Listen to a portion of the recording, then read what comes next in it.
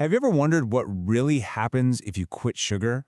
I'm not talking about the hype, but the actual nuts and bolts changes that go on inside your body. Well, we're going to break down the science of what happens in just 2 weeks, and we're starting right now.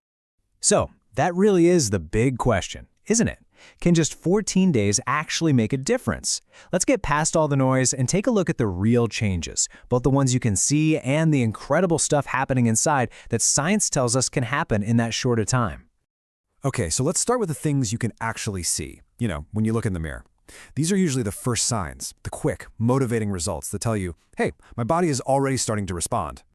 One of the very first things people notice is just less puffiness in their face. You know that kind of slightly bloated look? It just starts to fade. And at the same time, that really stubborn fat around your middle can begin to shrink. And the reason for this is actually pretty simple. When your body isn't getting a constant stream of sugar, it has no choice but to start using its own stored energy. And that means tapping into the fat stored in your liver. So, seeing these external changes is awesome, but why are they happening? To really get it, we kind of need to pop the hood and take a look at how your body's engine, its fuel system, actually works. So just think of your body as having 2 different fuel tanks. The first one runs on glucose, which is just sugar. It's the easy, quick fuel your body will always go for first. But the second tank, that one runs on fat, and it's a massive reserve of really powerful, long-lasting energy. Now here's the rule you got to remember. Your body will absolutely not touch that fat reserve as long as there's any sugar available to burn. And here's where the analogy gets really helpful. Think about that glucose system as a tiny little AAA battery. Yeah, it gives you a quick jolt, but it runs out super fast. And that's what leads to those energy crashes and feeling hungry all the time. Now the fat system, that's like a massive car battery, holding something like 100,000 calories of stable, all-day power. Making the switch is what gets rid of that dreaded afternoon slump for good. But honestly, what you see on the outside is only half the story. The real magic, the really incredible stuff is happening deep inside, where your vital organs begin this powerful, silent process of healing themselves. Believe it or not, your eyes are actually one of the first places to get some relief. See, high sugar levels can really damage the delicate nerves and tiny blood vessels in your eyes, and that can cause issues like blurry vision. When you cut the sugar, you're finally giving those nerves a chance to calm down and begin to heal. And, it's a very similar story when it comes to your kidneys. A constant high-sugar environment causes a lot of internal inflammation, and that just makes it so much harder for them to do their job. So when you take the sugar away, that inflammation goes down, and your kidneys can filter your blood way more efficiently. It's kind of like taking a huge, heavy backpack off their shoulders. This is a brilliant way to picture what's happening to our blood vessels. Think of all that inflammation from sugar as being like rust that's building up inside your body's pipes. Well, when you stop the sugar, that rust actually begins to clear out, and that has a direct, really positive impact on things like your blood pressure and your cholesterol levels. Okay, but the effects on the brain, this is where it gets truly remarkable. The nerves in your brain also start to recover. And the result? We're talking sharper memory, way better focus and concentration, and a much more stable, positive mood.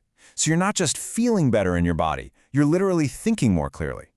Now this right here might be the most surprising part of the whole thing. You're probably wondering, how long does it take to finally beat those intense sugar cravings? For a lot of people, it's just 3 days.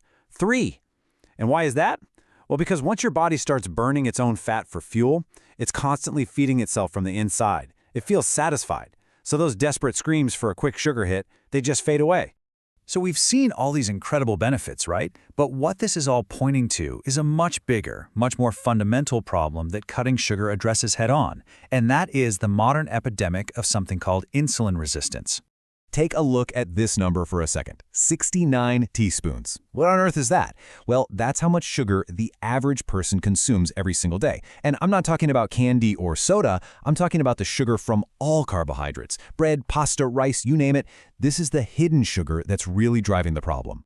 And this constant flood of sugar kicks off a really vicious cycle. First, your cells are so overwhelmed, they basically start to ignore the hormone insulin. They just stop listening. So then, your pancreas has to go into overdrive, pumping out even more insulin to try and force the sugar into the cells. And eventually, the pancreas just gets exhausted. It burns out.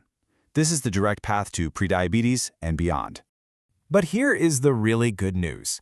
The moment you cut this sugar and you break that cycle, this whole amazing list of benefits just unlocks. All of a sudden, weight loss becomes easier. Your body can finally absorb crucial minerals like magnesium and potassium the way it's supposed to. Fat on the liver starts to decrease, and your risk for so many major diseases just plummets. So when you put all these pieces together, all these changes, they point to a really powerful truth about our bodies. And it really leaves us with one final, and I think critical, question to think about. I mean, really think about that. If your body has this incredible built-in ability to heal itself this quickly, this profoundly, just by taking away one single ingredient, what does that tell us about the food we are surrounded by every single day? Yeah, that's definitely something worth thinking about.